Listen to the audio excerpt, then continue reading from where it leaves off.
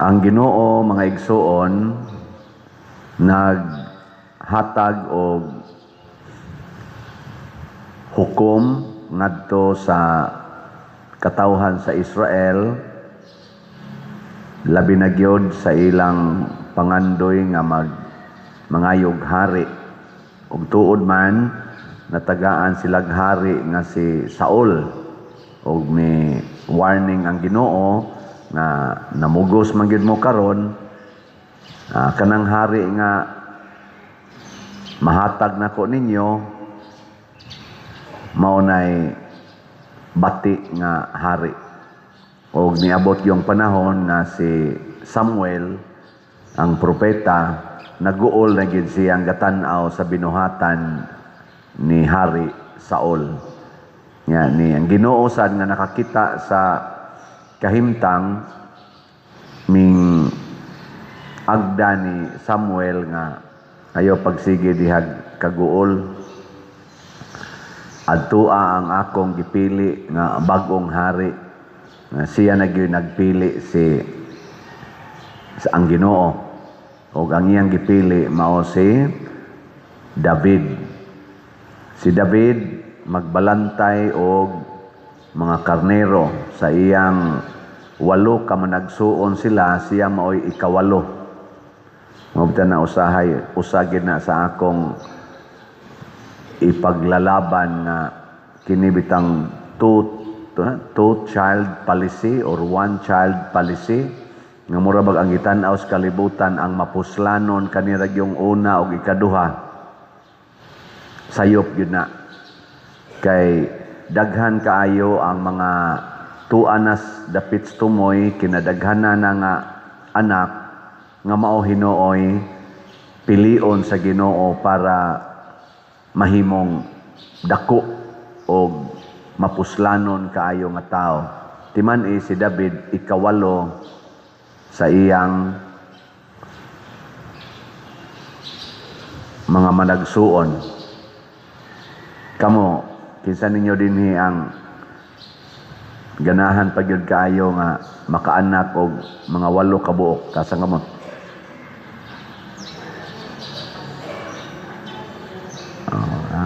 Di ba? Kung kamo lang ba maoy pahukmon ba?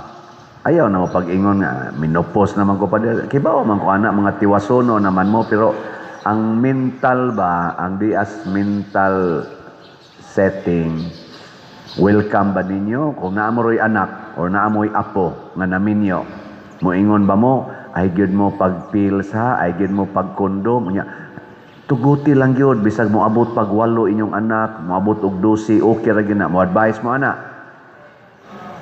Okay. Hibaw ko, nga bisan kamong mga tiwasonon, mo ingon mo, ayaw mo patuyang, o panganak ay patuyang. Di sayon karon ang pagbuhi og bata. Dili sayon ang pag-edukar sa bata. Unsa man niya inyong ibuhi, unsa inyong ipakaon, unsa inyong ipa-eskwela, mao man dayon na inyong isulti.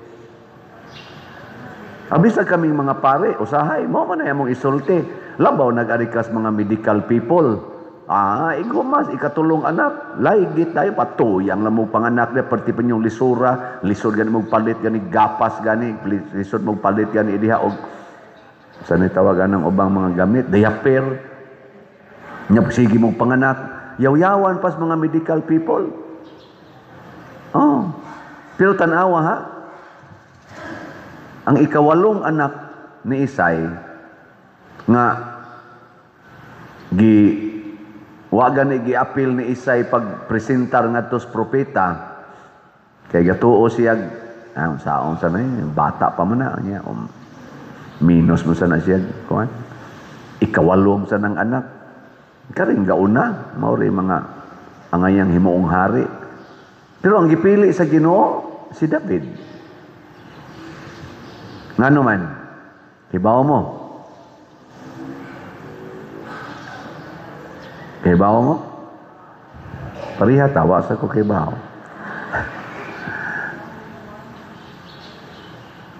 Matod pas Ginoo, di ko mo tanaw sa hitsura, magtanaw ko sa kasing-kasing.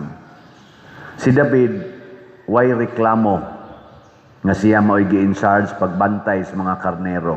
Wa siya tudloi partig pakigubat.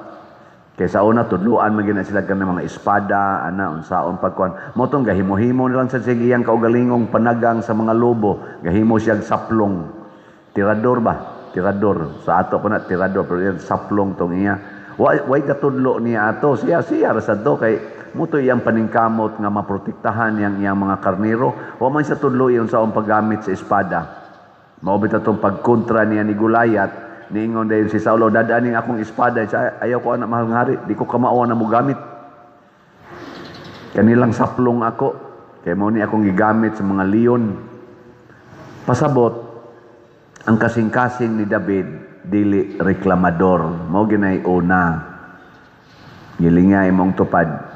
Yung na pilion ka kas Ginoo aron muluwas. Kay kanang mga reklamador, di man na makaluwas, makatiwas man na. Mga reklamador, mutiwas na eh. Ang kasing-kasing gitan-aon sa Ginoo. Ug mauna nga ang iyasan gipili nga mga apostoles sa dihang natawo na si Kristo nahimo nagyong tao, ang gipili niyang mga apostoles kadto sa mga dili reklamador sa kinabuhi. Moto ang iyang gigamit, ang iyang gipili ang mga kabos, ang mga tao nga way hapit, balay, mga mananagat, way edukasyon, mo'y iyag yung unang gipangpili kay siya sad gapuyo sad siya sa usa ka kabos nga kinabuhi. Kani manggong tao nga magpuyo sa kakabos, dili gid na reklamador sa mga kalisdanan. Pero kanang tao nga nagpuyo og palasyo, gamay lang ana nga inconvenience, reklamo dayon na. Ngayon. Pero kani mga kabos, tagai nagginamos, okay ra. Tagai glitson, samot ka okay. Tagai asin, okay ra pod. Tagai ham, samot ka okay. Tagai nagbatignaong, okay ra sad. Tagai nagwapo o gwapa, samot ka okay. Pero arikas mga kanigyo mga harianon kaayo, tagaig batignaw. Tagaan ko di mo na. Asa? Bugal-bugal? Ana dayon na. Tagaig ginamos nga mo'y sudas pa mao. Lambos ko ni sinaong ni Moron. Pakauaw ka na ako. Kadakko aning akong kwarta. Karon ay Elon Musk. Nakabasa ko Google gahapon ning abot na og $800 billion ang iyang net worth. The first person in the history of the world kuno sigon sa ilang pagsigig ranking ana mga billionaires nga niabot og $800 billion. Nya tagaan na nimo ginamos. Tanawa ang iyang mga apostoles.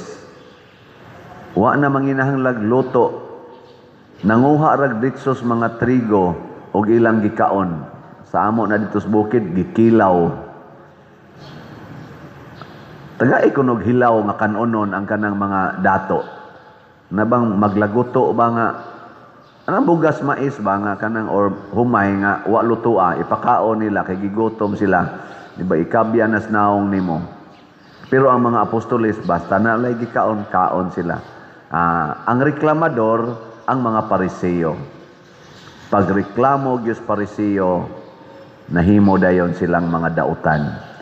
Kinaiya na siyawa mga igsoon ang pagka-reklamador. O sa may gitudlo ros kalibutan, reklamo gyud basta naanay kalisod. Isalikway gyud ang mga kalisdanan. Ug mao na kinawatay to the max dinhi sa atong nasod. Nganuman kining atong mga kawatan nga mga officials gikan sa kinatas-ag ranggo hangtod sa kinaubsan, masimbahan man or magobyerno nato nga nangawat, pulos na nagreklamo sa kinabuhi. Di sila gustos kalisod. Kana sa mga taong di gyud mamalit og slat, bisag unsaon na to giyaw-yaw diri, nahiwi na lang atong babag ginaw-yaw, di gyud mo palit og slat, mga reklamador nas kinabuhi. Kana sang sigig palit og slat, kana pwede na sila dili na mabuhi. pwede na sila mamatay. Nga naman, gaandam ng Ginoo dito og dakong lamisa para musaw na sila sa kananan kuyog sa Ginoo. Nindota. Ingna linyay mong tupad, ingna relax na kang mamatay. Ingna ka no. Anya mo ingon ganina, ay simba ko. Reklamador lang gyapon na sus. No nang ang Ginoo niingon siya si David wa pakasad-a tungod kay sa dihang gigutom siya nikaon siya sa pan nga gidili nga ipakaon sa mga ordinaryong tao kay ang pari ray mukaon dito sa templo kay hinalad tos Ginoo sa ato dinhi karon consecrated host. Kaning consecrated host di man na pwede makaon ni bisan kinsa. Ang naay mortal sin, di man gani pwede pakalawaton, kanang nagpuyo-puyo, kanang niatim og suicide, nag-abortion, di man na pwede pakalawaton. Sa dihang nikaon si David, wa siya pakasad-as Ginoo sa maong buhat, di pakaon pa niyang iyang mga kauban, tungod kay di man sila reklamador, masinugtanon man sila sa sugo sa Ginoo. Nya ang mga apostoles sa dihang nanguha sila mga trigo nga bisag adlaw ipapahulay gidili to siya wa gyapon sila pakasad-a nganuman kay kuyog na sila Ginoo. Pasabot mawa ang atong sala basta masinugtanon tas Ginoo ug magpuyo ta kanunay sa iyang kasuguan. Bisan pag sa matas mga tao sad-an ta sama sa mga kani atong patron si Santiago Apostol. Gipakasad-an man siya sa mga tao tungod sa iyang mga gibuhat nga sa mata sa mga tao sala. Pero tungod kay nagsunod man siya ni Kristo, wa siya pakasad-a. Giputlan siya sa liog sa kalibutan tungod kay sad-an siya. Pero sa matas Ginoo, balaan siya. Mao na importante. Unsa gyud tubag nato sa Salmo?